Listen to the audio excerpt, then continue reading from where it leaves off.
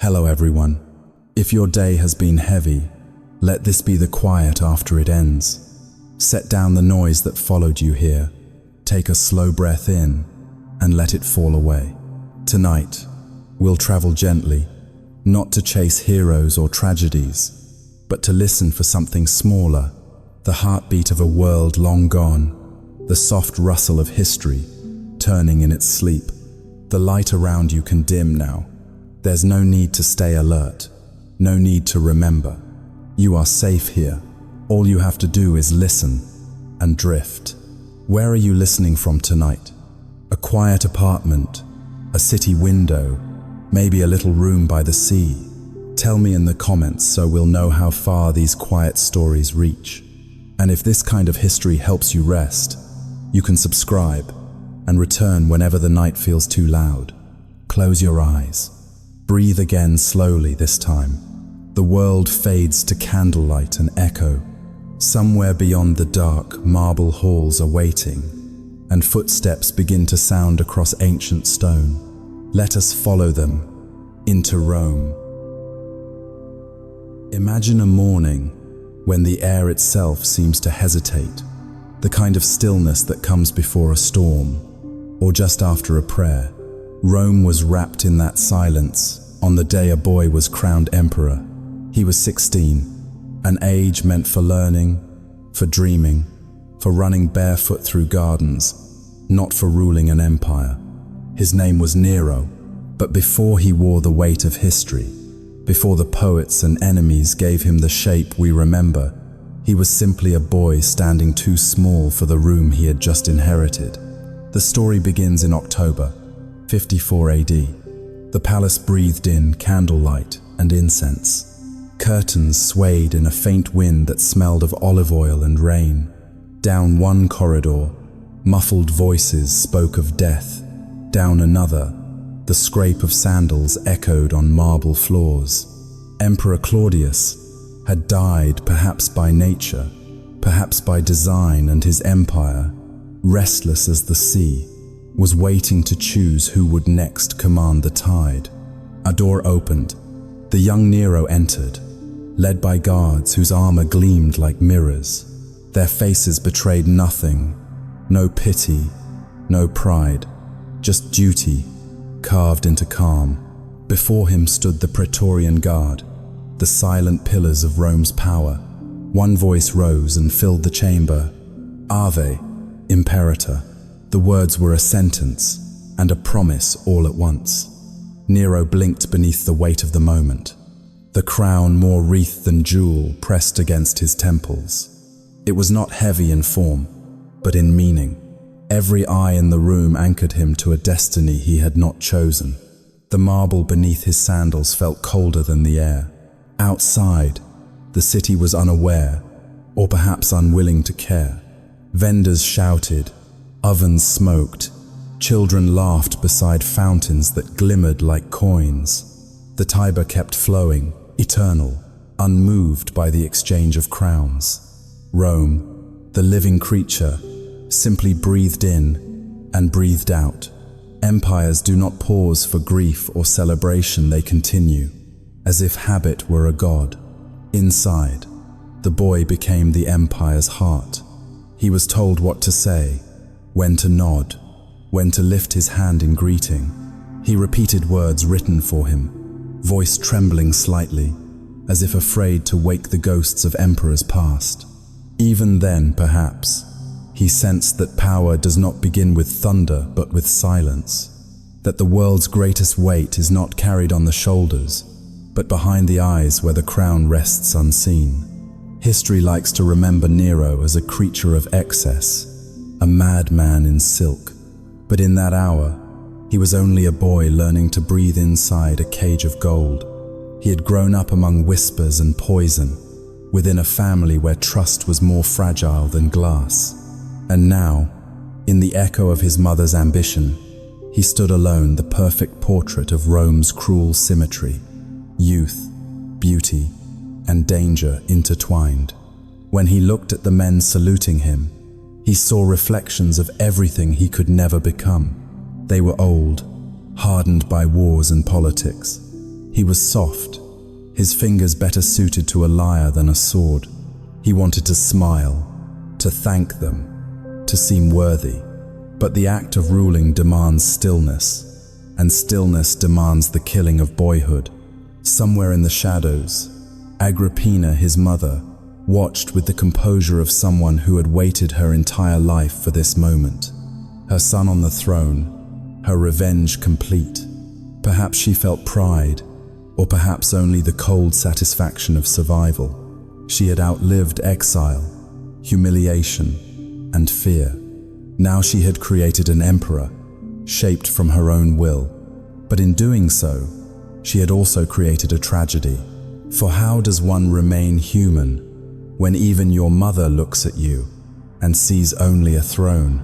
Perhaps Nero sensed it then, that love and ambition, once fused, could no longer be separated, that the same hand which raised him could one day strike him down. The ceremony continued, as all ceremonies do, with order, with repetition, with ritual that numbs the soul.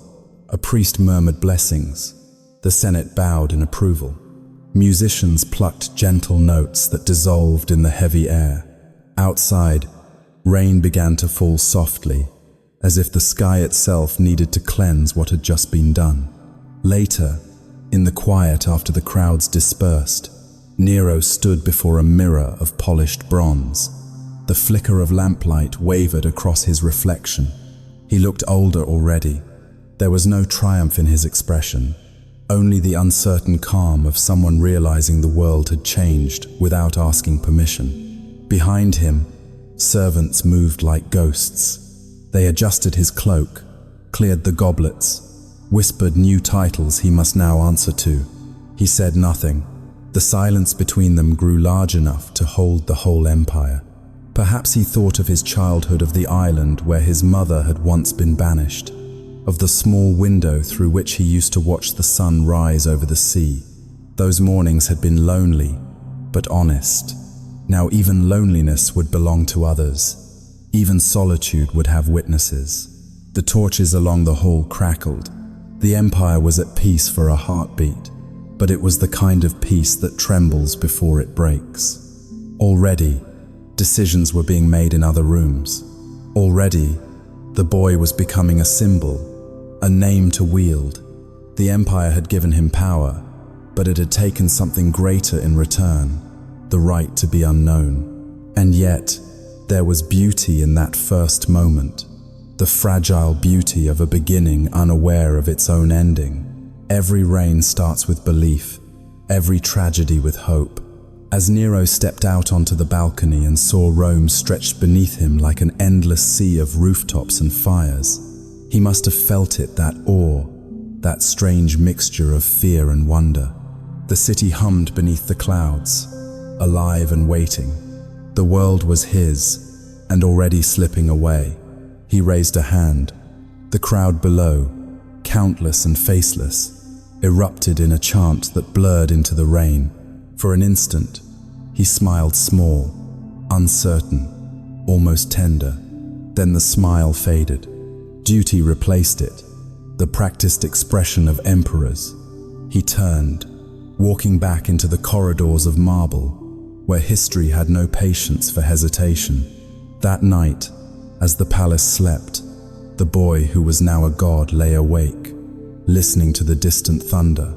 The golden wreath rested beside his bed, glinting faintly in the dark. He reached out, touched it once, then withdrew his hand as though it might burn. He whispered something, maybe a prayer, maybe a question to no one at all. Outside, Rome breathed. The lamps flickered in the rain. The empire turned in its endless dream. And in the heart of that sleeping world, a new emperor closed his eyes for the first time, not in peace, but in the fragile stillness that comes before the first crack in the crown. Thus began the reign of Nero, the boy given a crown, the child who inherited the world. A story not of glory, but of the quiet weight of expectation, and how, beneath all crowns, there is always a trembling head that must learn how to bear it. Before Nero was an emperor, before the crown and the torchlight and the silence of the Senate Hall, he was a name born from other names, a single thread woven into a long tapestry of ambition and blood.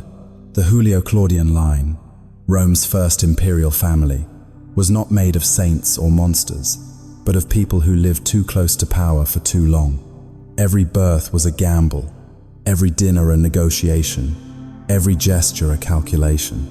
To live within that house was to breathe the same air as danger, and to learn early that love was safest when kept quiet. They were descendants of Augustus, the man who turned a republic into an empire and called it peace. From him came the myth that the gods themselves had chosen the family.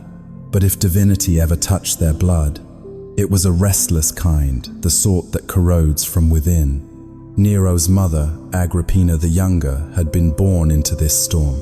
She learned to smile while watching daggers pass behind curtains. As a child, she had seen her father, the brilliant General Germanicus, die under suspicious circumstances. Whispers said the poison came from Emperor Tiberius, her great-grandfather by law, but her executioner by will. Even then, she must have learned what Rome really was, a place where loyalty had a heartbeat only as long as it was useful. Her brother was Caligula, the boy once loved by the legions, later remembered as a fevered god in human form. He too had inherited the empire's inheritance of instability, its secret addiction to spectacle and control. At first, Agrippina adored him, then she survived him. When Caligula's paranoia turned inward, the knives found his own blood. Agrippina was accused of conspiracy and banished to a lonely island, her fortune stripped away, her son taken from her arms. That son Nero was left behind, barely old enough to remember her face. It is said he was raised by an aunt who cared little for his future, tutored by a dancer, a poet, a man of little rank. For a Roman noble, this was almost an insult. For the boy himself, perhaps it was freedom, the last moment he would live, without the weight of lineage pressing down on him. Meanwhile, Rome continued its endless cycle of suspicion and survival. Claudius, Caligula's uncle, was thrust unexpectedly into power after Caligula's assassination. He had been the quiet one, the scholar mocked for his limp and stammer. No one thought he would rule, but perhaps that was his advantage in a world of shouting men. The one who stumbles may be overlooked long enough to endure. Under Claudius, Agrippina returned from exile. The sea winds had not softened her. She had watched one brother become a god and then a ghost. She had seen her mother starved to death by a jealous emperor. Now she understood the only kind of safety Rome ever offered, the safety of those who control the blade, not the ones who pray it passes them by. So she learned to wield charm as a weapon sharper than steel. When she walked through the marble corridors again, heads turned not in pity, but in calculation. Claudius noticed her too, the niece, who carried both beauty and the bloodline of Augustus. To him, she represented legitimacy. To her, he was an open door to the throne. In the years that followed, the Julio-Claudian household became a mirror of the empire itself, polished on the surface, fractured underneath. Family dinners carried more danger than battlefields. To share a table was to gamble your life on the steadiness of another's smile. Each secret felt like a tiny empire of its own, ruled, hidden, fiercely guarded. To outsiders, they were the divine family, descendants of Venus and Mars. But inside they were mortals wrapped in myth, trapped by it. Their portraits hung in gold frames, yet every gaze seemed to hold a question. Who will survive long enough to replace me? When Agrippina convinced Claudius to marry her own uncle, the union was explained as destiny, as the uniting of two great lines. But destiny in Rome was only another word for strategy.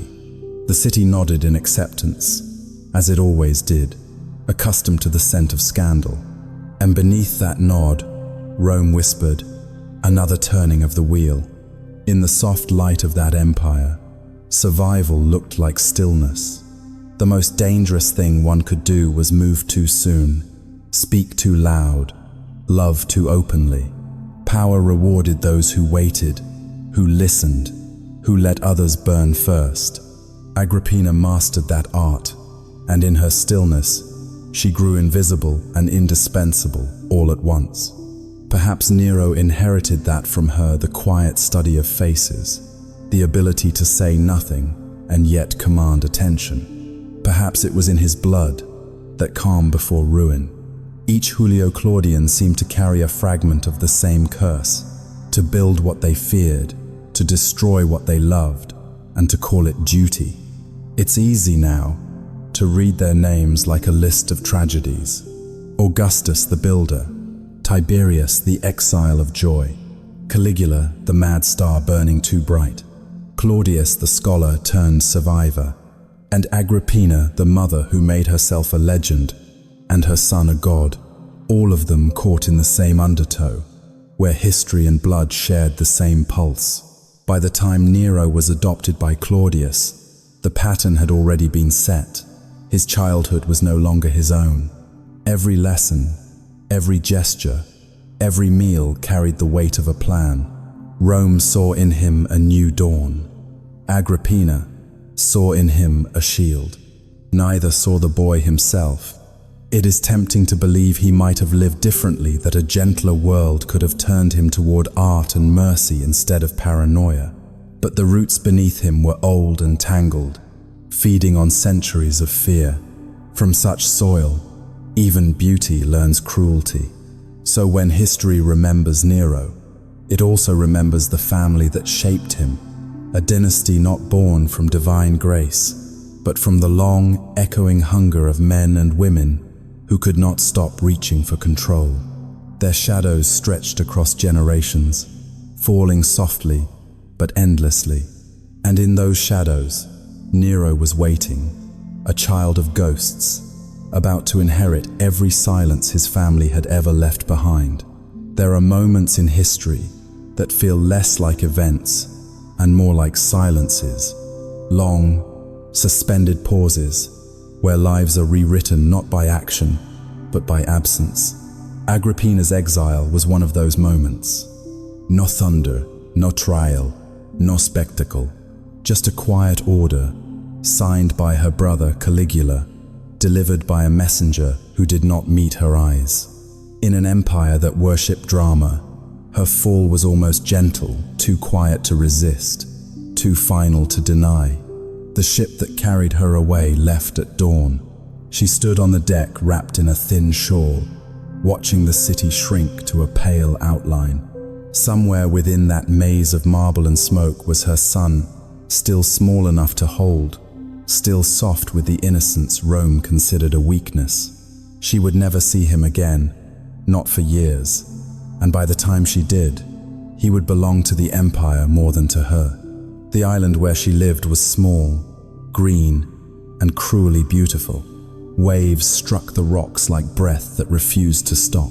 Each day began with the same sounds: gulls, wind, the scrape of sandals over sand. There were no courtiers, no politics, only waiting. Waiting, she learned, could be its own form of power. She wrote letters she could never send carefully, secretly, on scraps of wax tablet or thin parchment. To her son, she wrote of patience. To herself, she wrote of vengeance. But the sea kept every message, and no answer came. When rain fell, she imagined it carrying her words back across the waves, dissolving them into Rome's fountains, into the dust her child might one day walk through. In that stillness, she learned something about endurance, that silence, if held long enough, becomes a weapon sharper than speech. Every day, she studied the world around her, the tides, the patterns of stars, the whispers of servants who came and went. The empire could cage her, but it could not stop her from listening. And in listening, she began to plan. Far away, in a house too quiet for a child, Nero grew. He remembered his mother only in flashes, the scent of myrrh, the sound of her bracelets, a lullaby cut short. The woman who cared for him now was an aunt, stern and practical, who kept her affection folded away like an unused cloak. His tutors were not philosophers or generals, but entertainers, a dancer, a poet, a freedman who spoke with more rhythm than grammar. They taught him things that mattered little to Rome, but much to the heart: how to read rhythm in footsteps, how to find melody in speech, how to imagine a world beyond marble. Sometimes he would sit near the window and hum. The melody changed with the weather, light when the wind was soft, heavy when it wasn't. He didn't know it yet, but music would become the only place he could breathe freely. Even as a child, he felt the invisible eyes of lineage watching him. Every word he spoke, every mistake he made seemed to echo down a long corridor of ancestors. He didn't yet know their names, but he already carried their weight. In Rome, a child of noble blood was rarely a child for long. He was a symbol, a future, a vessel. People greeted him not with affection, but with expectation. He learned early that smiles could be lies, and that the quieter a voice was, the more dangerous it tended to be.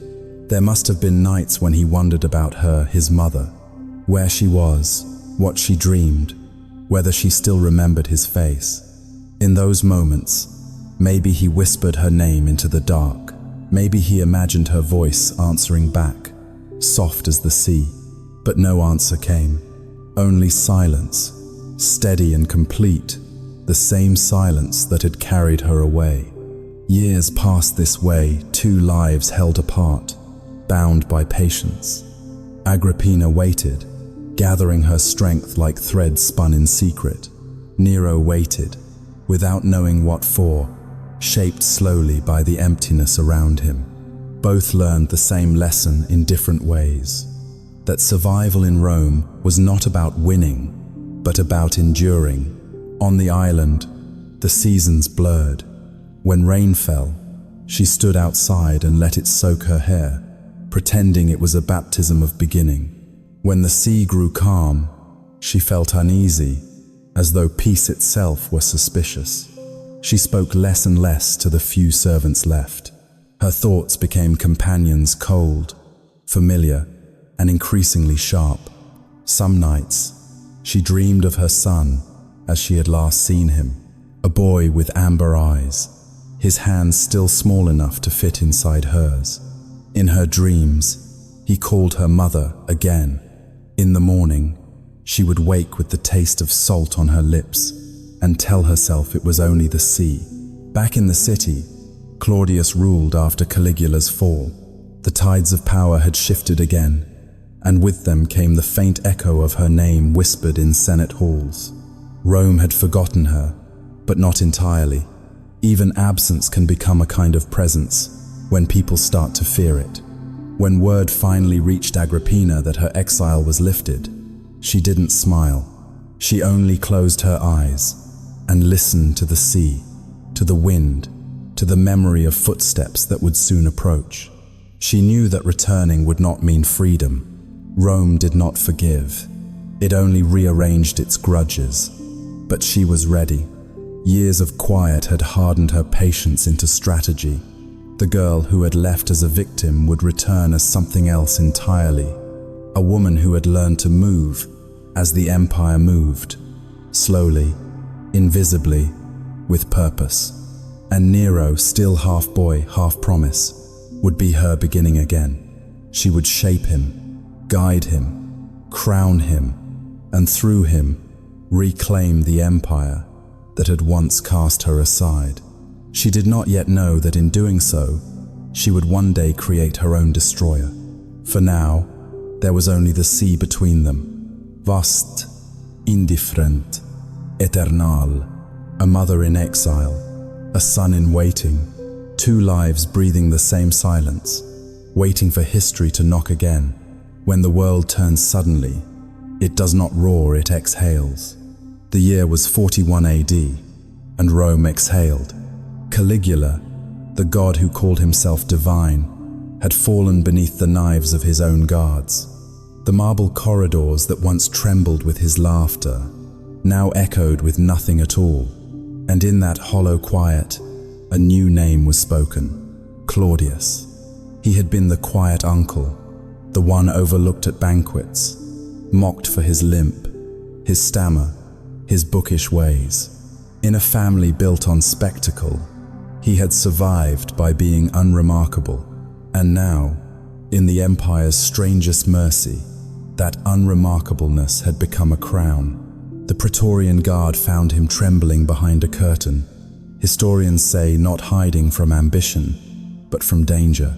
When they declared him emperor, it was not because he sought power, but because power had run out of better options.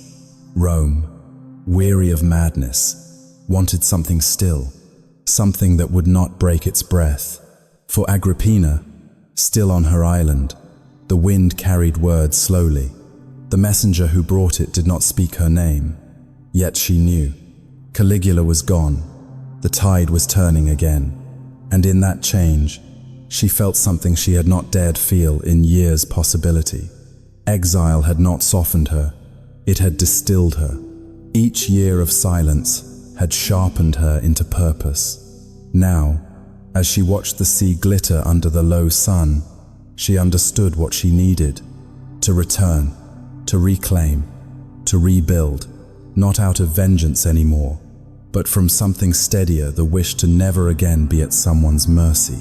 Claudius, her uncle, ruled with caution. Where Caligula had burned bright and mad, Claudius preferred the slow fire of order. He reopened the courts, restored temples, and tried to steady the trembling empire. But even the gentlest rule casts long shadows, and within those shadows, ambition stirs.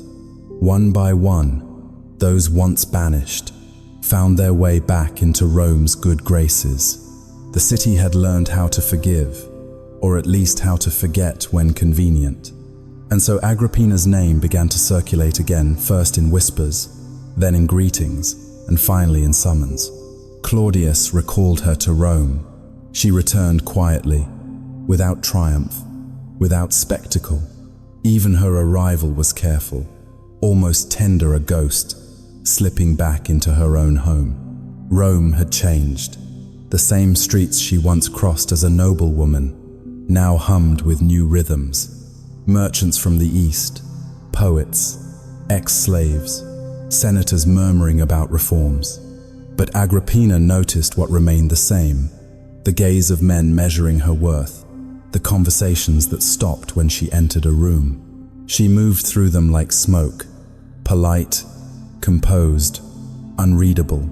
In her first audience with Claudius, she bowed with practiced grace. He greeted her with cautious affection. They spoke not of the past, but of weather, of duty, of family. Every word between them was a bridge, built slowly over the ruins of old fear. Claudius had a kind heart, but Rome was not kind to kindness. He was a man surrounded by intrigue, by wives who whispered and advisors who waited. Agrippina saw this clearly. To survive, she would need to move gently, not as a storm, but as a tide. Tides reshape stone not by force, but by persistence. She began to visit him more often. She brought thoughtful gifts, soft counsel, and stories from her exile that sounded less like grievances than reflections. People began to speak of her presence at the palace as if it were natural, inevitable. The emperor's niece, the dutiful daughter of Germanicus, what harm could she bring? But Agrippina's thoughts were no longer just of survival. She thought of her son. Nero was growing, learning, waiting a name without position, a boy with the blood of emperors but no path to power. For him, she would not settle for safety. For him, she would build again the world that had once cast her out. She did not dream in gold or ceremony. Her dreams were Kita, a seat restored, a home where no one could exile her again, a future secured for the child who bore her name in his bones. So she began the slow, deliberate dance that only Roman women of power could master, the art of being essential while seeming harmless. She spoke gently at dinners, listened more than she spoke, and made every kindness count as currency. If Claudius needed calm, she became calm. If he needed reason, she became his reason. Her silence was not submission, but strategy. Outside, the empire turned as empires do. There were wars in the provinces, decrees in the Senate, rumors in the taverns.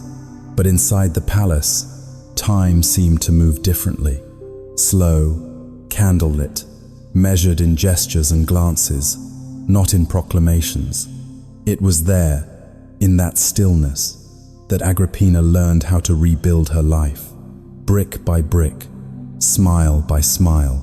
Sometimes, at night, she would walk through the corridors alone. The marble floors reflected torchlight in ripples.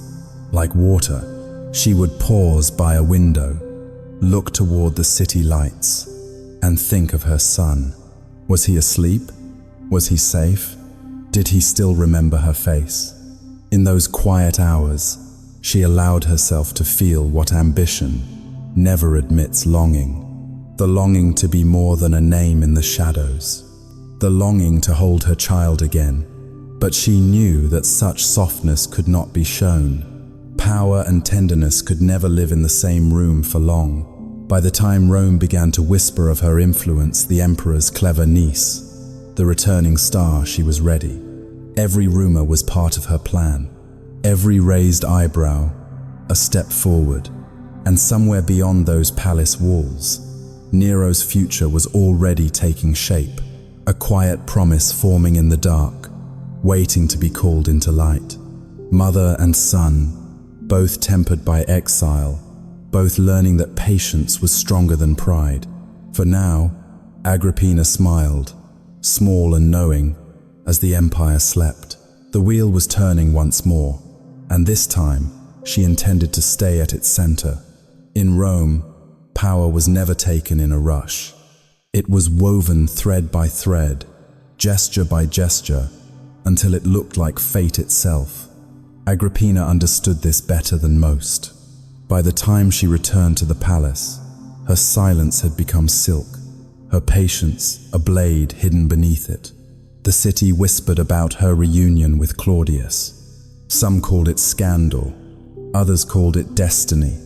But Rome had always loved stories that made its sins sound sacred.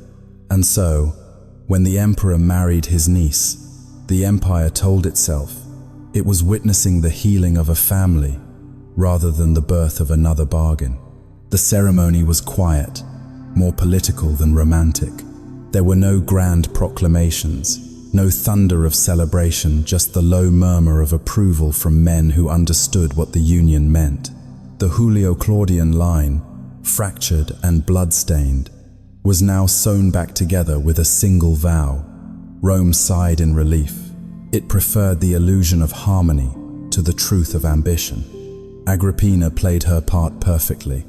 At public feasts, she smiled softly beside Claudius, her hands folded like prayer. She spoke little, but her silences had gravity. Each gesture seemed modest, deferential, but beneath it lay the precision of someone who knew exactly how far to lean before appearing humble. She never hurried. She didn't need to. Every day, she moved another piece into place. Claudius, aging and weary, found comfort in her calm. She listened when others demanded, soothed when others schemed. He saw in her not danger, but devotion, a daughter's care disguised as a wife's loyalty. And in the soft rhythms of her presence, he began to let his guard down. That was how webs were spun in Rome, gently, invisibly, until even emperors mistook them for safety. The empire, meanwhile, was restless. Its borders stretched thin, its senators whispered of uncertainty, and the people, as always, looked to the palace for signs of stability. So Agrippina offered them a story they could believe in. She became the symbol of reconciliation, the mother of peace, the bridge between past and future. When Claudius appeared beside her in public, the crowds cheered not for love, but for relief. For a moment, Rome believed it could rest. Soon after, she turned her gaze toward what truly mattered. Nero. He was still a boy, bright but untested, shaped by years of half-care and quiet expectation. In him, Agrippina saw both her redemption and her revenge. The world had cast her aside. Now it would rise through her bloodline. But to secure his place, she needed more than affection. She needed law, symbol, and recognition. She began, as always, with small steps. She reminded Claudius of Nero's lineage. His father, Gnaeus Domitius, had been noble, though flawed. His ancestry traced directly to Augustus. The name itself carried power, like a prayer that could open doors. Gradually, she placed the idea before the emperor, an adoption, a gesture of unity, a promise to bind the family together. At first, Claudius hesitated. He already had a son, Britannicus, his true heir by blood. But Agrippina did not press. She allowed silence to do the work. Patience was her argument. She let others whisper instead, the courtiers, the senators, the philosophers who admired her poise. They spoke of Nero as the ideal future, a symbol of harmony between two branches of the imperial tree. By the time Claudius finally signed the decree, the idea no longer seemed hers at all. It seemed inevitable. Nero was adopted. Rome celebrated with mild, rehearsed joy. The public feasts returned. The Senate praised the emperor's wisdom, and poets composed verses comparing the union to the marriage of gods. In the midst of it all, Agrippina watched quietly, her expression a calm surface over deep, shifting thought. For her, it was not triumph, it was preparation. The web was not yet finished. This was merely the pattern taking shape. Every alliance needed reinforcement. Every loyalty needed polishing. She began to arrange Nero's tutors, men of learning, but also of influence. Among them was Seneca, the philosopher returned from exile at her request, a man whose mind could steady the impulsive boy and legitimize him in the eyes of Rome. Under Seneca's guidance, Nero learned rhetoric, poetry, and the subtle art of seeming virtuous. Agrippina ensured that every word written, every public gesture made, traced back to the same narrative: the emperor's family reborn, the empire secure, the gods appeased. Claudius, meanwhile, grew older. His speeches slowed. His hand shook more often when he signed decrees. At dinners, he would turn to Agrippina with the absent fondness of a man comforted by familiarity. To those who observed, it looked like trust, and in truth, it was. But in Rome, trust was merely another kind of blindness. Behind the curtains, Agrippina wove without pause. She strengthened friendships with senators' wives, sent gifts to generals abroad, restored favor to those once condemned. Each kindness returned to her, multiplied. It was not affection she gathered, but debt, and debt, in the empire, was the surest form of power. Nero, now approaching adolescence, began to appear beside Claudius in public. He was beautiful, soft-spoken, eager to please. When the emperor introduced him as his son, the people cheered, half believing, half pretending to. Agrippina stood behind them, her gaze serene, as if the applause were meant for someone else entirely. The union of Agrippina and Claudius was more than a marriage. It was a story Rome needed to tell itself. A story of restoration, of balance after chaos, of family healing the empire's wounds. And though it was a lie wrapped in gold, it was a gentle one, soothing, believable, easier to live with than truth. At night, when the palace grew quiet and the torches flickered against the stone, Agrippina would walk past Claudius's chamber and pause. She could hear his breathing slow, uneven, fading with age. She said nothing. Her plans did not require haste, only time. The empire was already asleep in her hands.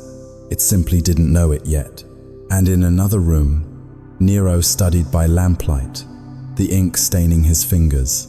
Every line he wrote, every phrase he memorized, drew him closer to a destiny crafted for him long before he could choose it.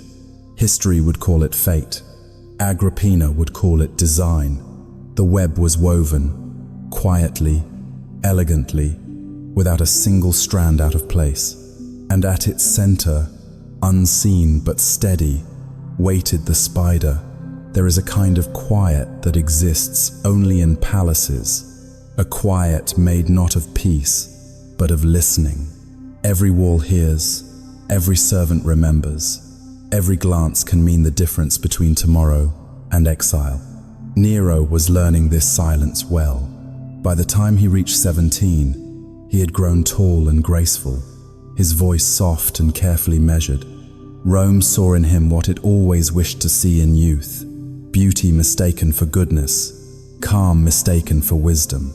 He smiled when expected, bowed when required, and learned to speak in phrases that meant everything and nothing at once. In those early years, he was still a boy playing emperor in waiting, though the crown was already tilting toward him.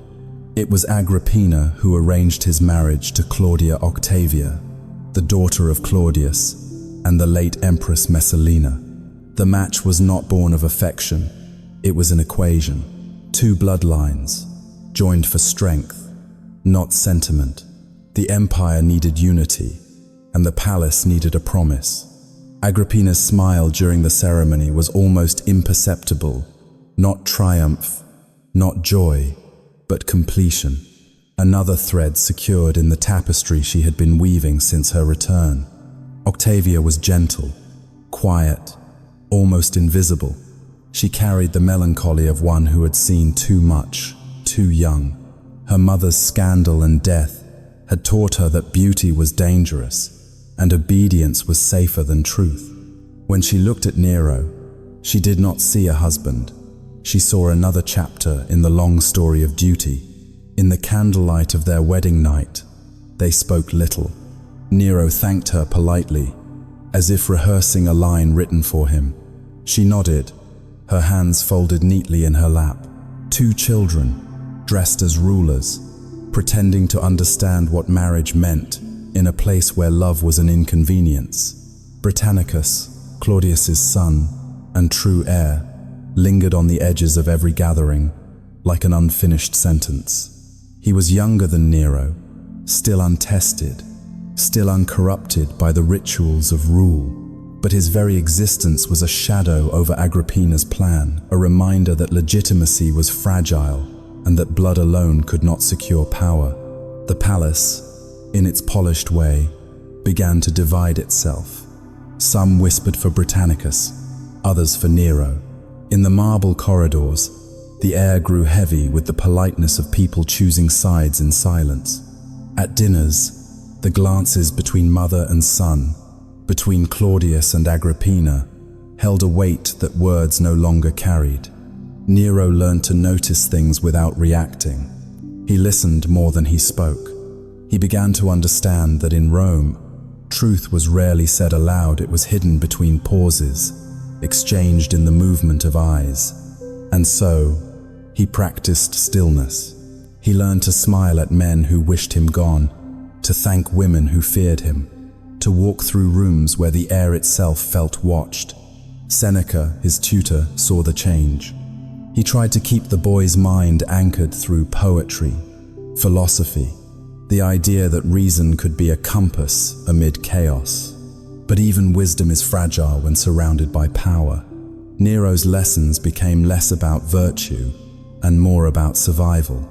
He was being prepared for rule, yes, but also for isolation. Sometimes, late at night, he would wander the gardens alone. The fountains whispered secrets no one dared speak. He would trace his fingers along the marble statues, cold, perfect, unfeeling, and wonder if this was what his mother wanted for him, to become part of the architecture, admired, untouchable, and completely still. Claudius watched him with a father's caution and an emperor's doubt. He saw brilliance, but he also saw shadows behind it. The boy's beauty unsettled him, perhaps because it reminded him of past emperors who had begun in promise and ended in ruin. And yet, Claudius could not resist the ease Nero brought to public life. Crowds loved the young heir. The poets wrote of him as Rome's dawn reborn. It was good theatre, and the empire loved a good play. Agrippina, meanwhile, measured every glance the emperor gave her son. She had spent her life turning suspicion into strategy, but now, the very closeness she had built began to shift. Claudius's affection for Britannicus returned, faint but dangerous. At council meetings, he would mention his son's name more often. Agrippina would listen without blinking, her hands still, her smile unbroken. The palace adjusted to this tension with its usual elegance. Servants lowered their voices. Musicians played softer. Even laughter seemed cautious, like a candle burning near a draught. Nero felt it all, though no one said it aloud. The beginning of distance, the quiet turning of loyalty away from his name. He confided in Seneca once, asking, "How do you know when someone has stopped believing in you?" The philosopher paused before answering. "When they still praise you," he said. Nero never forgot it. In the evenings, Nero dined with Octavia. They spoke of trivial things, the weather, the gardens, the performance of musicians they both pretended to enjoy. She was kind, but their kindness toward each other was like glass, fragile, reflective, never warm. They were two polite ghosts, haunting the idea of a marriage. In time, Rome forgot that they were husband and wife. They were simply symbols, faces for the empire's comfort, unity carved in marble. And marble, Nero was beginning to learn, does not feel. By now, he had mastered the art of appearing calm while feeling nothing of the kind. He could watch his mother converse with senators, her tone honeyed, her eyes sharp, and know when she was weaving another thread. He could look at Claudius across the room and sense the doubt forming, slow and heavy as storm clouds. And he could look at Britannicus, young, earnest, hopeful, and see in him not a rival, but a prophecy of what happens to those who trust too easily. The palace was quiet, but the kind of quiet that trembles before the strike of a bell. Everyone knew change was coming, though none would name it. In Rome, names had power, and silence was safer. Nero, too, had learned to wear his silence like armor. He was the image of serenity, a boy molded into stillness by rooms that taught him fear disguised as decorum. Underneath, a different current was moving, the slow realization that even gentleness could be used as a mask, and that one day he might need to wear it forever. It began as an ordinary evening: soft lamps, silver dishes, the faint echo of laughter that wasn't joy but habit. Claudius had aged into a man who no longer ate for pleasure, but for comfort. His appetite dulled, his senses slower. That night, they say, he was served mushrooms, the emperor's favorite delicacy, tender and fragrant with butter. History remembers them not for taste, but for consequence. Agrippina watched from her place across the table, her movements precise, her expression unreadable. Every gesture in the palace had meaning: how the wine was poured, how the silence between courses stretched. The emperor's cough broke that silence. It was small at first, almost polite. Then it grew into something that did not belong in a dining hall. Servants froze. Their training had taught them to move only when commanded. Claudius's face paled, then flushed, then emptied of color altogether. Agrippina rose slowly, not rushing, not feigning panic. She came to his side, her hand light on his shoulder. her voice low and calm. "Breathe," she said. He tried. The air would not come. They say she summoned a doctor, then dismissed him. They say she ordered prayers to be made, then silenced the priests.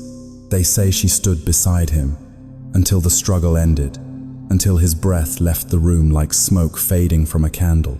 History does not know which part is true, only that, by morning, the emperor was dead, and the empire had already begun to rearrange its loyalties. In Rome, power never slept. Even before dawn, messengers ran through the corridors, sandals whispering over marble. The guards at the gate did not ask questions. They saluted the new order without waiting for its name. And in the center of that vast machine, a boy of 16 waited to be called. Nero awoke to the sound of footsteps that did not belong to servants. His mother entered the room calm, composed, her robe immaculate. She did not weep. She did not explain.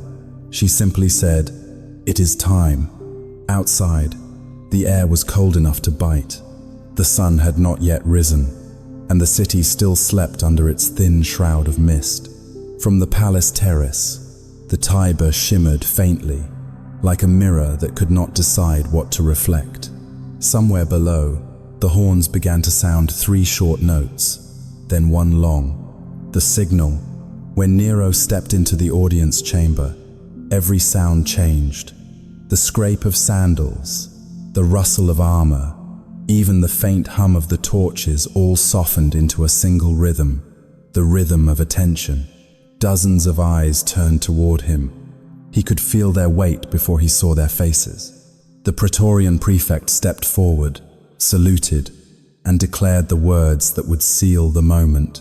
Ave, Imperator, the same syllables that once crowned Augustus, Tiberius, Caligula, Claudius, now laid upon the shoulders of a boy who still smelled faintly of sleep and ink. Agrippina stood behind him, a half step back, yet her shadow stretched across the floor, touching the edge of his robe. She smiled only once, and it was not for celebration but for confirmation. The final stitch pulled tight. The web she had woven for years now held the empire in its threads. They said later that Claudius's body was still warm when Nero was proclaimed, that the old emperor had not yet been placed in the imperial crypt, that even the gods must have blinked at the speed of it.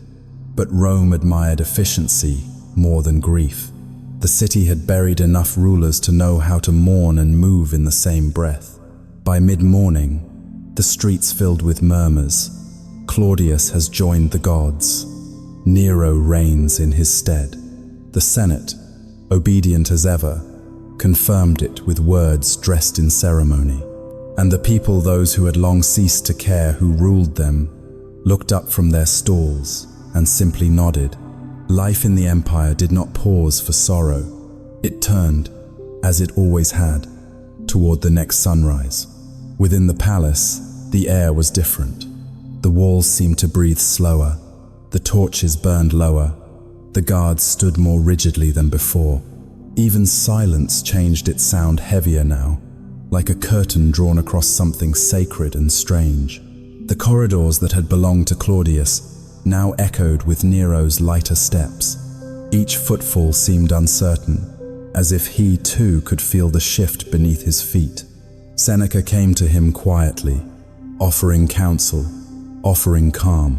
He spoke of duty, of restraint, of mercy. Nero nodded, his expression still caught between wonder and disbelief. Some part of him understood what had happened, though not why it felt so cold. He was emperor now, and yet the title sat on him like borrowed armor, gleaming and ill-fitting. Agrippina moved through the palace as if nothing extraordinary had occurred. She gave orders for mourning cloth to be hung, for priests to begin their rites, for statues to be draped in veils. Her voice was soft, her face serene, but those who watched her swore her eyes never rested for long. They flickered from corridor to corridor, already calculating what came next. That night, when the formal words were spoken and the lamps burned down to smoke, Nero sat alone. The sounds of the city had quieted. Even the river seemed still. He looked at his hands, at the faint ink stains that no longer belonged to a student. Now they were the hands of a ruler, though he felt nothing of the sort. He could still smell the oil lamps, the faint sweetness of mushrooms, the silence that had followed his mother's voice. Somewhere in the palace, a door closed softly. He turned his head but saw nothing. Only the shadows moved slow, deliberate, like breath turning to fog. Rome slept, but not peacefully. Its heart had changed rhythm. The night that began with laughter had ended in stillness, and from that stillness, history began again, not with a roar, but with a whisper. For a brief while, Rome exhaled. After the long, suffocating turns of madness that had ruled its emperors, the city found itself under a gentler Sunday. The boy who had been crowned in whispers began his reign not with decrees of conquest, but with gestures of calm. For 5 years, Rome remembered what mercy could sound like. They would later call it the Quinquennium Aureum, the 5 golden years. But at the time, it felt simpler than that. It felt like air moving again through streets that had forgotten how to breathe. Nero began quietly. Perhaps it was Seneca's counsel, or Burrus's discipline, or the boy's own longing to be loved rather than feared. Whatever the cause, the effect was undeniable. The empire softened. Trials once conducted in secret were brought to light. Corruption, the oldest companion of power, was forced for a time to retreat. The Senate found itself consulted again. Petitions once ignored were read, signed, and acted upon. He reduced taxes for the poor, especially in the countryside where hunger often arrived before harvest. He forbade public executions carried out for spectacle, saying that cruelty was not strength but sickness. He ordered the rebuilding of burned tenements and opened parts of the palace gardens to the people. Even slaves were allowed to lodge complaints against their masters, a small, radical mercy that startled the wealthy more than it angered them. And so, day by day, the empire's pulse steadied. The markets filled again. In the Subura, the city's crowded heart, fruit sellers spoke Nero's name, not with fear, but with curiosity. Perhaps this one, they said, will let us live. In the baths, freedmen told stories of a ruler who lowered the price of grain. In the temples, even priests whispered that maybe the gods had not yet turned away. There was a woman who sold figs near the Tiber. She had lived through 4 emperors. When asked what she thought of Nero, she said only, "He has not taken anything from me yet." In Rome, that was the highest form of praise. The streets began to carry laughter again, not loud, but honest. Children played in the open, without being shushed for fear of patrolling soldiers. Festivals returned, stripped of the bloodier entertainments that had once stained their joy. Poets began to write verses not about terror, but about mornings, wine, and the slow peace of survival. Seneca, who had once lived as an exile, now wrote public letters extolling temperance and kindness. He framed Nero's mercy as philosophy clemency, he called it, the strength of one who could punish but chose not to. The Senate echoed his words, and for once, the echoes did not sound hollow. Agrippina watched all this from her chambers, proud but uneasy. Her son was admired, and in admiration, she sensed distance, the kind that power always creates, even between blood. Still, she smiled in public, spoke softly of our emperor, and let the people believe this gentleness was hers too. At night, Nero would sometimes walk through the gardens his father-in-law had once built. The torches along the paths flickered in the soft wind, and the smell of jasmine carried faintly over the marble. He listened to the city, breathing below the hum of its countless lives, the rhythm of a civilization that no longer feared dawn. For a moment, perhaps, he felt peace. He attended the theater often, not as emperor, but as listener. He applauded the actors, spoke to musicians, and even practiced verses of his own in secret. Rome, ever hungry for spectacle, loved this new emperor who seemed to love beauty more than blood. He built schools for young artists, funded performances, and encouraged a kind of civility that had long been absent from public life. Even in the provinces, his reforms were felt. Governors known for cruelty were recalled. Taxation in Asia and Gaul was eased. Letters returned from the frontiers told of new fairness, of citizens no longer punished for the greed of officials. It was as if, for a moment, the empire had remembered its humanity. People spoke his name softly, as if it might vanish if spoken too loudly. Nero, they said, the kind one. No one yet knew that kindness can also be a mask, that even mercy, if held too long in one hand, may tremble in the other. But in those years, the city did not think about tomorrow. It thought about bread that was cheap, nights that were quiet, and mornings without fear. Fishermen returned to the river. Mothers slept through the night without waking to shouts or fire. Men no longer bowed their heads when soldiers passed. It is strange how peace makes people forget how easily it can be broken. For now, they were grateful. They didn't notice the subtle changes, the growing space between emperor and teacher, between son and mother. They didn't see how mercy, once learned, can become performance. But history remembers that, for 5 golden years, Nero's Rome breathed like a city healed. The empire's noise softened into something almost human. And for a little while, just long enough to be called an age, the people of the eternal city felt that their world, at last, had paused its endless turning. There are kinds of distance that do not begin with words. They begin with pauses, with the slow withdrawal of trust, with glances that no longer land where they used to. Between Nero and Agrippina, that distance began like fog rising from still water, faint at first, then everywhere. The empire, from the outside, still looked calm. The people were content. The streets were full of life. But inside the palace, something had shifted. Nero no longer sought his mother's counsel before speaking to the Senate. He dined in different rooms, held audiences without her presence, and wrote his decrees in his own hand. It was not defiance at first, only the slow, inevitable stretching of a son becoming a ruler. But Agrippina had never believed in slow inevitabilities. To her, every inch of distance was danger. She had built the empire's attention around her. She had been the architect of his throne, the whisper behind his every act of mercy. Now, that throne sat higher than she could reach, and the whisper, once power, began to sound like noise. Seneca noticed it, the delicate unraveling of affection. He tried to keep the peace, reminding Nero that gratitude was also a kind of strength. But gratitude fades faster than ambition. The more Nero listened to his own voice, the less he could bear hers. She spoke as she always had, measured, clear, commanding.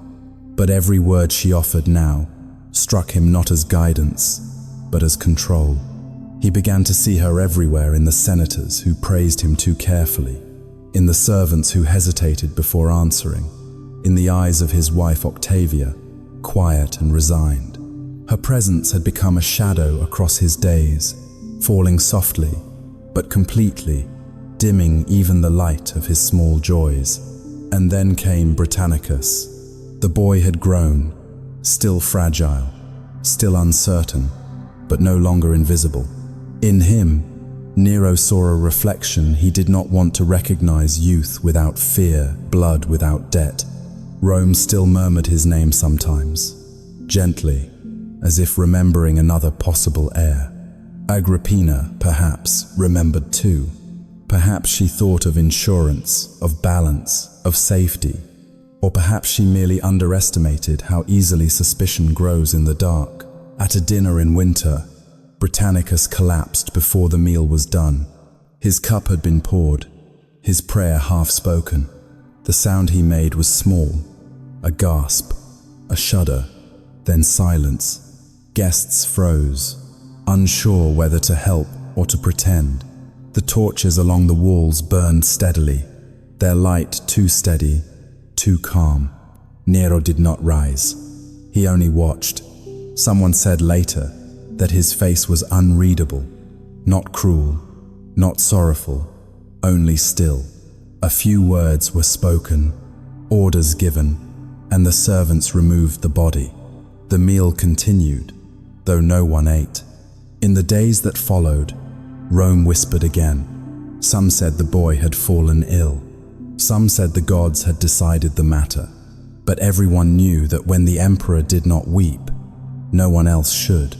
Agrippina withdrew from court soon after. The palace no longer felt like her creation. It had become something alien, echoing, colder. She spent her days near the coast, in a villa by the sea, where gulls replaced courtiers, and the rhythm of waves replaced applause. To visitors, she spoke of rest, of devotion to the gods. But those who listened closely heard something else, the voice of a woman who had once held the world in her hand and now found it slipping through her fingers like sand.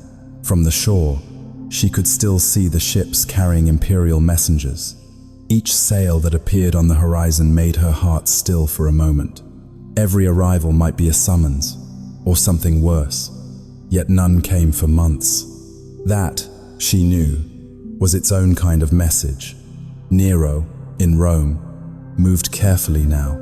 He surrounded himself with new voices, advisors who smiled easily and spoke flatteries soft as honey. He performed, he built, he charmed. He began to believe that the empire's love was his alone, unborrowed. And yet, in the quiet between applause, he still felt her, a presence that refused to vanish, a gaze that reached even across miles of water. There is a moment when affection turns to memory, not suddenly, but slowly, like a lamp burning down to its last oil. That was what remained between them. Not love, not hate, but a dimming glow, steady and doomed. One night, Nero dreamt of her voice. She was calling his name the way she used to, when he was small, when fear meant storms, not empires. He woke with a start, the air heavy with rain. Outside, thunder rolled faintly over the city. For a moment, he almost rose, almost called for a messenger, almost sent for her. Then he remembered the silence she left behind, the long years of her will shaping his every breath. The longing passed. In her villa, Agrippina too dreamed of the boy she had once lifted into light. She saw him at the table again, the first time he was called emperor, his hands trembling, her hands steadying his crown. She woke before dawn, the sea whispering below, the smell of salt and metal in the air. There was a chill that did not belong to the season. She knew, without needing to say it aloud, that the tide had begun to turn. Rumors reached her that Nero had built new chambers far from hers, that he had ordered ships strengthened for a coastal visit. She smiled when she heard it.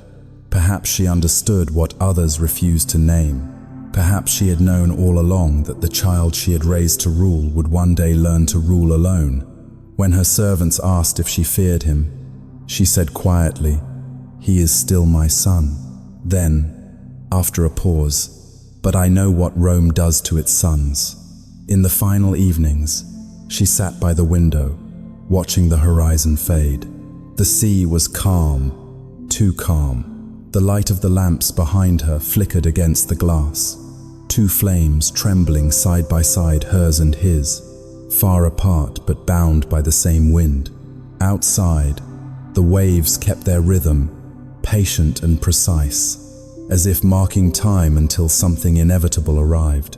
The empire slept, the palace glittered, and between them, across the quiet distance of mother and son, history drew a slow breath, the kind taken just before a storm. History rarely pauses for the quiet ones. Their names do not echo in marble halls or burn in the memory of poets. They leave behind softer things, a veil folded neatly, a ring that still fits no one, a doorway that will never open again. So it was with Octavia. When she was a child, Rome saw her as a promise, the daughter of Claudius, the thread that tied old bloodlines together. She had learned to move quietly, to endure without protest, to live in the shadow of ambition. Her marriage to Nero had been announced as the unity of two great houses, a symbol of peace after years of suspicion and loss. But symbols, in Rome, often carried the weight of sacrifices unseen. She spoke little. Those who served her said she preferred to listen to the sound of fountains, of footsteps, of the city breathing beyond the palace walls. In her rooms, she kept small things, a comb of carved bone, a lamp shaped like a bird, letters from her childhood tutors. To the empire, she was a name on a decree. To those who saw her each morning, she was a quiet kindness that power had forgotten how to value. When Poppaea Sabina entered Nero's life, it was like the change of a season, not sudden, but absolute. Poppaea was light where Octavia was silence, ambition where Octavia was grace. She understood what Rome loved: beauty, boldness, the illusion of warmth. And Nero, who had spent his youth craving admiration, found in her a mirror that reflected only approval. At first, Octavia was tolerated. She remained in the palace, a figure at the edge of dinners, the quiet voice thanking the servants, the shadow that still bore the name of Empress. But affection, once lost, becomes embarrassment. Whispers began of sterility, of coldness, of guilt that was not hers. And slowly, the walls that had once protected her began to move closer, narrowing the space where she was allowed to exist. Seneca did not intervene. He had seen what happened to those who stood between Nero's desires and their fulfillment. The court stayed silent, the senators bowed, and the servants learned new ways to look away. When the order came, first exile, then something quieter, no one protested aloud. Even compassion had grown tired. The morning she left, the palace was unusually still. No music, no procession, just the soft sound of sandals on stone, a few loyal attendants carrying bundles of clothing, and Octavia herself veiled, unadorned, her face pale as dawn. She turned once before crossing the threshold, perhaps not to look back, but to take in the memory of walls that had once been her home. It is said she whispered something, though no one remembered what it was. Perhaps she said nothing at all. She was sent to an island off the coast, not harsh, not cruel, merely distant. There were gardens, olive trees, the sea. At night, the waves brushed the shore with the same rhythm as her own breath, slow and even. For a time, she lived quietly, watched over by guards who pitied her but did not speak. She sewed, she prayed, she waited. Meanwhile, in Rome, Poppaea's laughter filled the corridors. Her perfume lingered after she passed. Her jewelry caught every light. She walked with Nero in public, a thing Octavia had rarely been allowed to do, and the people watched her with fascination and unease. They did not love her, but they admired her, and in Rome, that was often more powerful.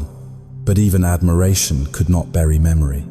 When rumors spread that Octavia had been killed, the city stirred. Women filled the streets, carrying small lamps, whispering her name. They tore down Poppaea's images from the temples and cried out for justice, not because they believed justice would come, but because silence felt unbearable. The protests did not last long. Nero's soldiers dispersed them, and the city resumed its rhythm. Rome always returned to routine, but something in its breath had changed, a faint shiver, like the quiet after a door closes for the last time. Octavia's life ended as gently as she had lived it. No spectacle, no trial, A message was sent to Nero confirming that the matter was finished. He read it without expression, then set it aside. Poppaea sat beside him, her hand resting lightly on his arm, her eyes turned toward the window. Outside, the evening light made the marble glow, soft and gold, the color of peace, the illusion of permanence. In the years that followed, Poppaea would rise higher. She would become the symbol of Nero's new Rome, refined, radiant, untouchable. But every empire, like every heart, builds its splendor atop invisible graves. Octavia's name was erased from inscriptions, her portraits removed from walls, her belongings quietly dispersed. Yet the people remembered her in whispers, not for what she did, but for how she endured. Some said the sea grew calmer near the island where she died, that when fishermen passed at dusk, the wind would still, as if to listen, that in the sound of the tide, you could almost hear the faint rustle of her veil. History would move on, louder and brighter, filled with Nero's songs and Poppaea's silks. But beneath it all ran that other current, quiet, sorrowful, steady, reminding the world that power, before it destroys the mighty, first forgets the gentle. The city burned for 7 days. No one knew how it began, whether it was chance, carelessness, or something darker. Only that one night in July, a single flame caught on the wooden stalls near the Circus Maximus, and by dawn, Rome itself seemed to breathe fire. The wind did the rest. It ran through the narrow streets, through the crowded shops, feeding on cloth and oil and timber. Walls groaned, roofs collapsed, and the air thickened into smoke so dense that day and night lost their meaning. People ran not from enemies, but from light, that orange, merciless glow that devoured everything it touched. They carried what they could: a cradle, a statue of a god, a jar of grain. One man carried his mother on his back. Another led a goat by a rope, as if that could save something of home. The Tiber shimmered with reflections of the burning hills, its surface black and red, like molten glass. From the Esquiline to the Aventine, the city's heart cracked open. Rome had always been a place of noise chariots, hammers, the cries of merchants and children. But during that week, all sound became one: the roar of fire, and beneath it, the low chorus of prayers. Even the stones seemed to sigh. When news reached Nero, he was away in Antium, the coastal town of his birth. He returned, not as emperor with triumphal parade, but as a man surrounded by ash. By the time his chariot entered the city, the smoke had turned the sky the color of iron. He dismounted in silence. The streets he knew were gone, replaced by a wasteland of embers and broken marble. The air stung his eyes. The heat rose through his sandals. He ordered water to be brought, not for himself, but for the people searching the ruins. He opened the palace gates. Those left without homes were led into the gardens where emperors had once dined. Fountains became wells. The marble floors, once forbidden to common feet, now bore the marks of hundreds of refugees lying in exhaustion. Children slept under statues. Women shared bread with soldiers. The city's hierarchy, for a moment, melted in the heat. Suffering made everyone equal. There was an old potter named Marcus who lived near the Forum. He said the emperor came among them at dusk, cloak covered in soot, his voice hoarse from smoke. He asked if we had food. Marcus remembered. And when he saw the little we had, he told his servants to bring more. Not orders, shouted from far away, he spoke to us, close enough that the ash clung to his face. Another woman recalled him walking among the tents that had been raised from torn fabrics and sails. She had lost her husband in the blaze and said Nero listened when she spoke. He did not promise anything, she said. He just listened. That was enough. The empire, for all its strength, could not rebuild in a day. But there was motion again, steady, organized, human. Teams cleared debris. Food was distributed. temples became shelters. The Senate, hesitant but obedient, supported the relief work. Even the river carried small boats loaded with supplies from the countryside. Rome, the eternal, was wounded but not gone. Nero stood often on the Palatine Hill, looking over the blackened expanse. He did not speak of punishment or blame. He spoke of plans streets wider, houses built from stone instead of wood, an order that might resist another fire. Some said he drew sketches himself, that he imagined not just restoration, but renewal, a safer city, a new beginning. For a time, people believed him. Hope can grow even in ash. At night, the survivors gathered wherever the earth was still cool enough to rest. They told stories of what they'd lost: a child's laughter, a family heirloom, the smell of bread in the morning. They spoke softly, as though the fire could still hear.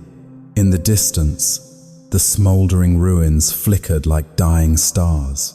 Someone began to hum an old tune from the countryside. Others joined in, their voices carrying over the smoke. It was not music for mourning, but for endurance, a rhythm to remind themselves that the city still breathed. And in that strange, suspended time, compassion lived in unexpected places. A baker handing out loaves he had saved beneath his cloak. A soldier helping an old man cross what had once been a street. Children carrying buckets of water back and forth until their arms trembled. Each small act, insignificant alone, built the quiet scaffolding of recovery. For 7 days, Rome burned. For 7 more, it grieved. And then, as always, it began again. The fires had taken the temples, the theaters, the homes of senators and slaves alike. But they had also revealed something beneath all that stone, a shared fragility, a heartbeat that did not belong to emperors or gods, but to the people who refused to leave. Years later, when the city was rebuilt and the palaces stood shining under new marble, some said Nero had sung while Rome burned. Others said he had saved them. The truth, as always, lived somewhere in between, in the faces of those who had seen him among the ashes, and in the silence of those who never returned. History remembers flames, but between those flames, there were hands passing water, voices calling names, and the faint, stubborn light of people who refused to let the city die. The fire had gone out, but its light lingered not on the walls, but in memory. When dawn finally came to the wounded city, Rome saw itself in ashes, and in that grey reflection, something shifted. Smoke had taken the color from its marble, and silence had replaced the clamor of 1,000 streets. Yet from that silence, another sound rose: hammers. Rebuilding began almost before the embers cooled. Nero was everywhere, or so it seemed. He walked through the ruins with architects, tracing lines in the soot with a stick, speaking of air, of space, of beauty. He talked of a city reborn, one that would not choke under its own closeness. The new Rome would breathe, he said. Its streets would widen, its houses built in stone, its water lines drawn clean and strong. And the people, still hollow-eyed from loss, wanted to believe him. They needed to believe in something that was not smoke. At first, his plans were met with wonder, then with doubt. As scaffolds rose and gold leaf appeared, the murmurs began. The Domus Aurea, the golden house, grew from the ruins like an impossible flower, a palace of light spreading across the scarred hill. Its ceilings caught the morning sun, its pools reflected the stars. It was said the emperor wanted to live among the gods, in a home that glowed like day even in the middle of the night. Workers sang as they built, though quietly. They carried marble slabs past the old streets, where widows still sifted through rubble for traces of what once was. One woman found a scorched fragment of her child's toy and kept it, even as dust covered her hands again. A soldier walking by did not meet her eyes. The city was already learning how to look away. The rumor came softly. like a draft slipping through a door, that the emperor himself had ordered the fire, that the Golden House was not a dream born after tragedy, but the reason for it, that Rome had been sacrificed to make space for a single man's vision. No one knew where it began, perhaps in a market, perhaps in a senator's whisper, but by autumn it had reached every ear. People spoke it low, even in sleep, as if the smoke still carried the words. And though Nero dismissed it, though he opened his plans to the public, though he gave money to those who had lost everything, the shadow remained. Trust, once burned, does not rebuild as quickly as stone. The city, restless and uneasy, wanted an answer, a name to blame, a target to absorb the heat of its grief. And so, one was given. They were a small group then, barely known, followers of a crucified prophet from the eastern provinces, people who met in secret, who sang hymns of love and death and resurrection. The Romans called them Christiani.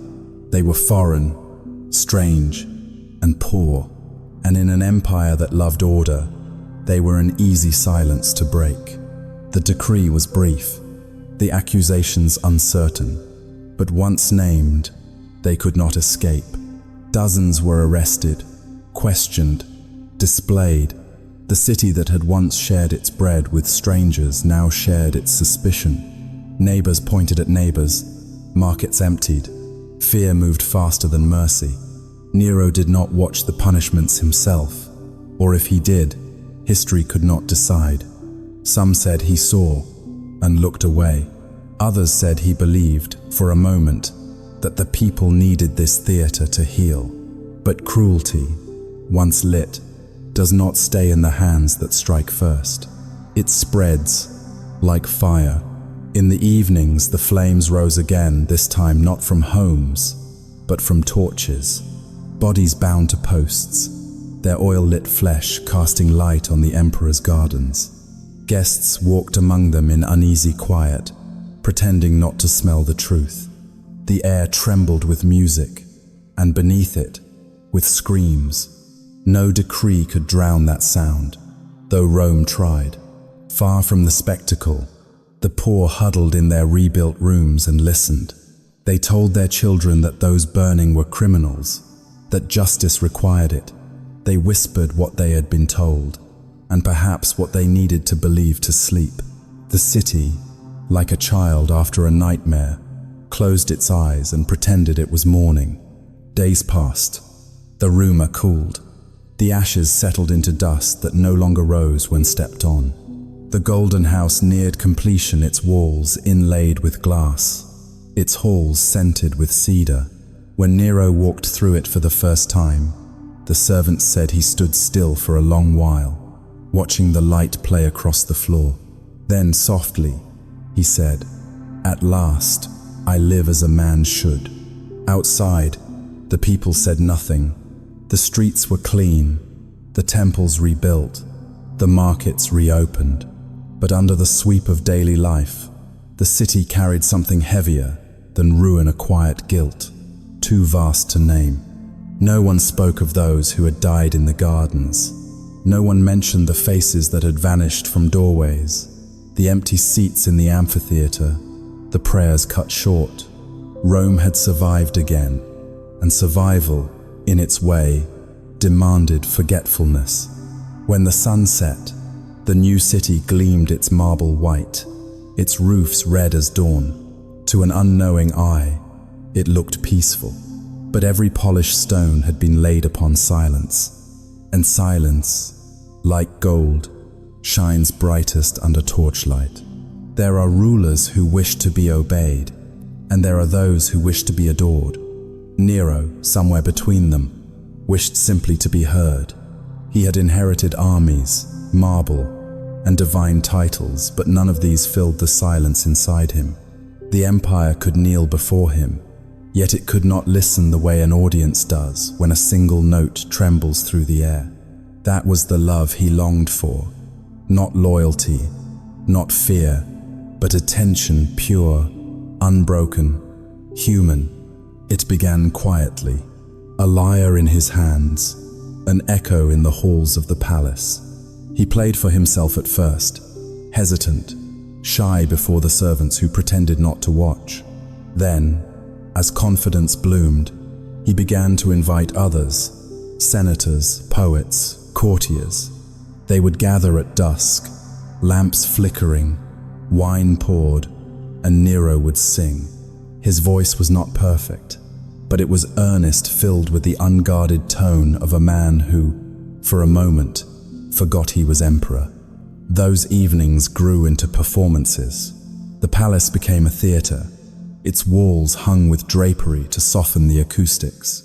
He rehearsed for hours, memorizing verses of tragedy, reciting lines from Greek plays, until his voice broke and his tutors begged him to rest. But rest was impossible for a man chasing the sound of applause. He wanted not the stillness of power, but the vibration of response, that proof that he existed not in stone, but in sound. The court humored him, as courts always do. They clapped at the right times, praised too loudly, smiled too long. But Nero, for all his vanity, was not a fool.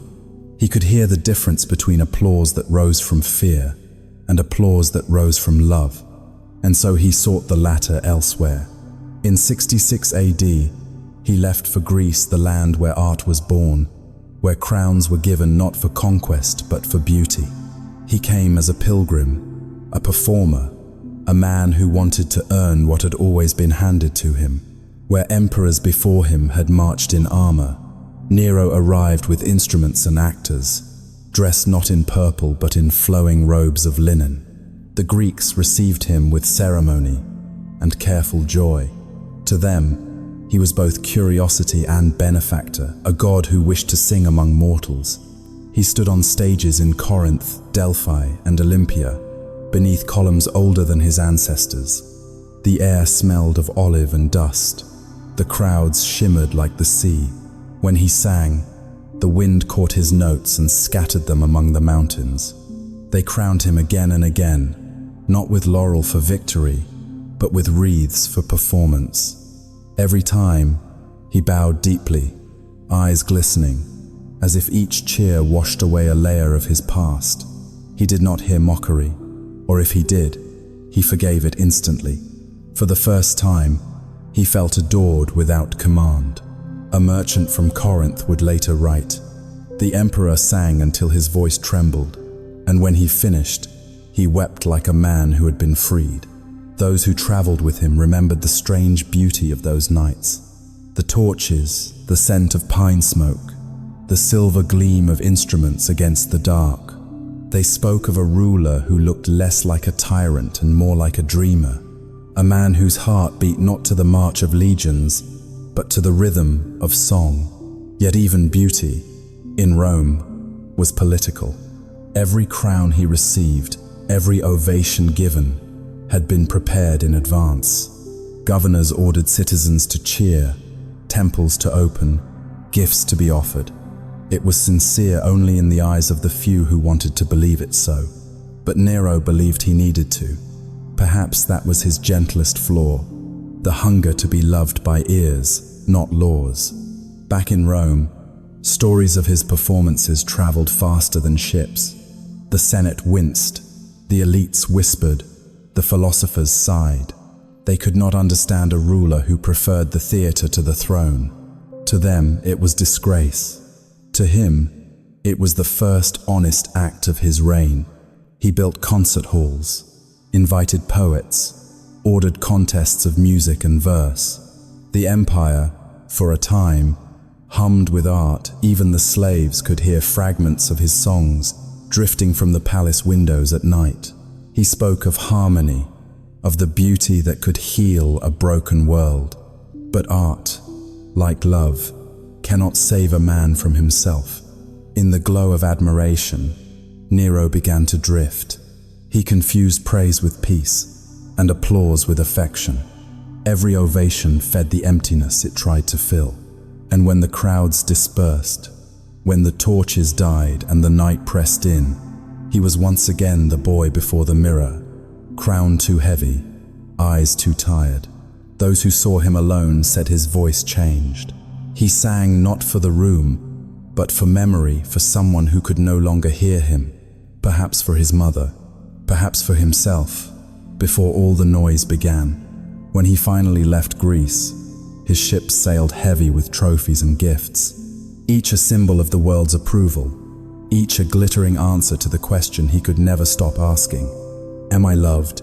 The people met him with cheers when he returned, but even as they shouted, the sound was hollow, rehearsed, uncertain.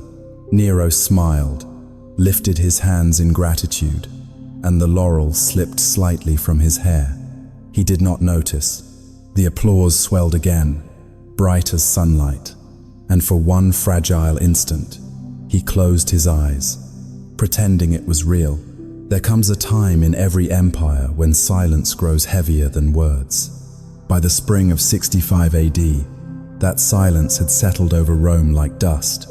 What had once been music in Nero's halls, laughter, debate, recitation, had thinned into cautious murmurs and measured steps. Even the air seemed to listen. It began, as such things do, with a whisper. A name passed from ear to ear, a question asked one too many times.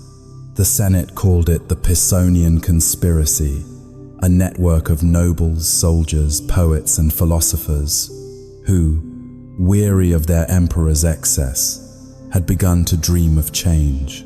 But dreams, in Rome, were dangerous things. All it took was one confession, one frightened tongue, and the dream became a list that reached Nero's table. At first, he did not believe it.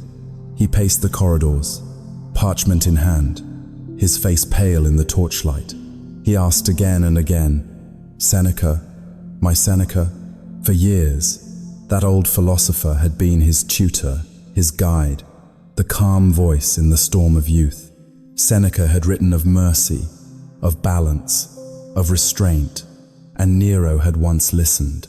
But now, that voice had joined the others, and mercy had grown quiet. One by one, the accused were summoned.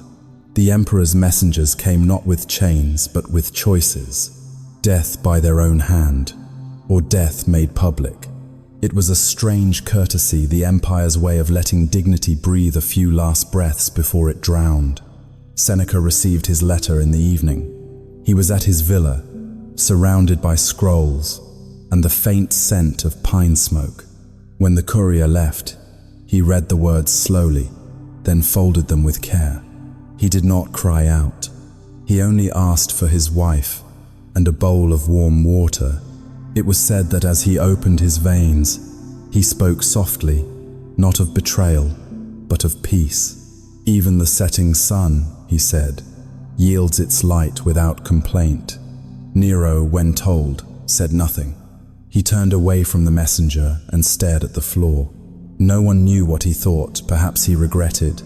Perhaps he felt nothing at all. But from that night on, the emperor spoke less, laughed less, trusted no one. The palace grew colder. Servants walked quietly, avoiding the sound of their own footsteps. The purges continued. Names disappeared from records. Portraits vanished from walls. The Senate chambers echoed with polite terror, every greeting a test, every silence a confession. The city's poets stopped writing love odes and began composing hymns to caution. They learned that safety lay in saying nothing that could be remembered. Outside the marble halls, life went on. Children played in the squares rebuilt after the fire, unaware that the empire's heart was hollowing. Bakers opened their shops at dawn. Fishermen cast nets into the Tiber as they always had. But those who lived near the palace could feel it, the unease that spread through the air like a scent. Dogs barked less at night. Even the fountains seemed quieter. There is a loneliness particular to power, the kind that grows not from absence, but from abundance. Too many faces, too many smiles, and not one to trust. Nero began to surround himself with statues instead of friends, with mirrors instead of counsel. He would walk through the colonnades at dusk, whispering to his own reflection in the polished marble, "They loved me once."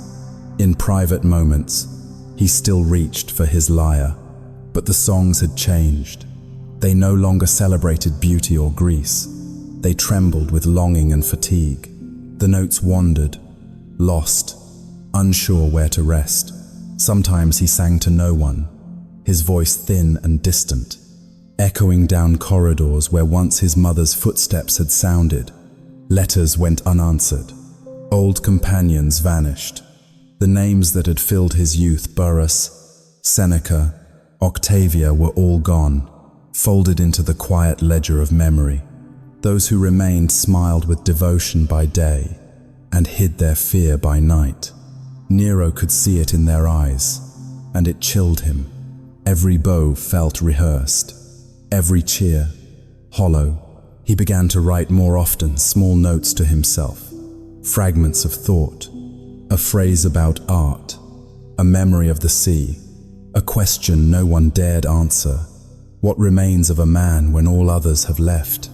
The empire still called him princeps, first among men, but he had become a man alone in a kingdom of shadows. Power had turned to reflection, and reflection to doubt. He looked upon Rome from his balcony one evening, the city glittering under torchlight, and whispered, "They say I am divine, yet I feel so mortal." Below, the people celebrated the festival of Flora, throwing petals into the air. Music drifted upward, laughter, drums, the sound of life continuing despite him. He envied it, that simple, unguarded joy. Somewhere deep inside he must have known, joy that must be commanded is not joy at all. That spring, the purges slowed, not from mercy, but exhaustion. There was no one left to fear, no one left to kill without killing a piece of himself. The circle around Nero had grown thin, a halo of wary faces and unspoken dread. History would call it paranoia. Perhaps it was simply loneliness taking its final shape. In the evenings, lamps still glowed in the palace windows, but fewer every night. Sandals waited by doorways where their owners would never return. Letters lay unfinished on desks, words trailing off mid-sentence. And Rome, ever obedient, learned once more to sleep through the sound of quiet grief. The end did not come with armies at the gate. It came, instead, with footsteps fading down a marble corridor, the sound of sandals on stone, echoing through rooms that no longer answered. It was June, 68 AD. The air in Rome hung heavy, warm with dust and rumor. Two names passed from mouth to mouth like embers: Vindex in Gaul, Galba in Spain. Governors who no longer saluted when the emperor's name was spoken. Rebellion had found its voice, and for once, it spoke in calm, deliberate tones. At first, Nero laughed. He had seen unrest before: mobs, protests, the usual storm that power learns to weather. But when word reached him that the Praetorian Guard, his shield, his family of steel, had declared for Galba, the laughter died. A silence fell that even music could not soften. He paced the halls of his golden palace, past fountains that no longer sang, past walls painted with dawns he would never see again. The servants did not bow this time. They watched, uncertain, as the emperor wandered like a man in a dream. He asked for his treasures to be packed, then changed his mind. He ordered ships to be prepared, then ordered them dismissed. He called for his friends, but the rooms answered only with echoes. Even the mirrors refused him, each reflection now a stranger. That night, he woke to find the palace empty. No guards, no ministers. The marble floors, polished by decades of power, now held only his shadow. The torches burned low, and the silence pressed in like water. Somewhere outside, a rooster crowed, that small, indifferent sound that divides night from morning. He called out once, twice, and when no one came, He whispered to himself, "Have I neither friend nor foe?" No answer. So he fled. A single horse, a handful of slaves, a freedman named Epaphroditus who still called him Lord.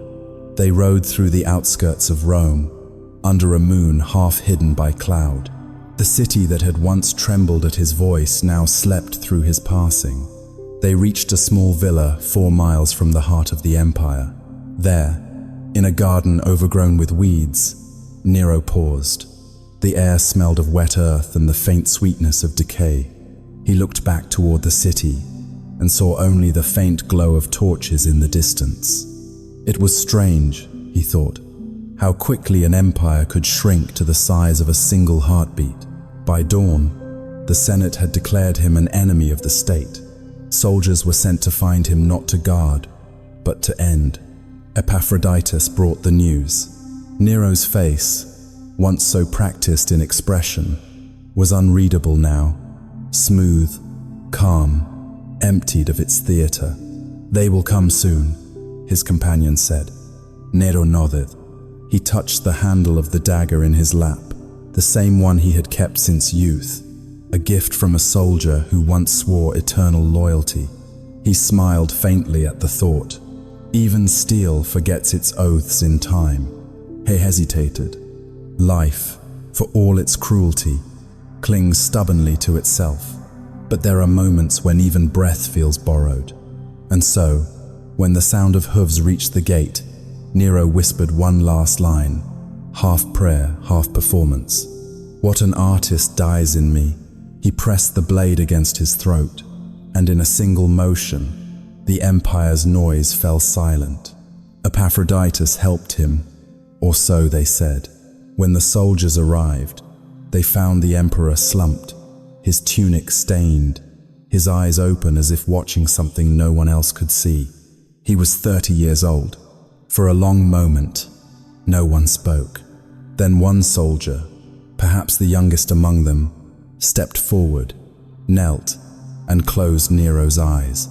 "Too late," the emperor had said, and indeed it was. Outside, the sun rose over Rome. Light touched the rooftops, the river, the half-finished palaces. Vendors began to set out their goods. Bakers opened their shutters. The world, as it always does, continued. Within days, Galba entered the city. Within months, he was gone. Another name, another fall. The year that followed would see 4 emperors in one cycle of seasons. Rome trembled, adjusted, endured. It always did. And Nero, the singer, the dreamer, the tyrant, the child, slipped into the fabric of memory. His statues were pulled down, his name erased from inscriptions. But history has a strange tenderness for those it destroys. It cannot help but remember them, even in whispers. In time, stories grew. Some said he lived, wandering east under another name. Others said he would return, reborn, to reclaim what was lost.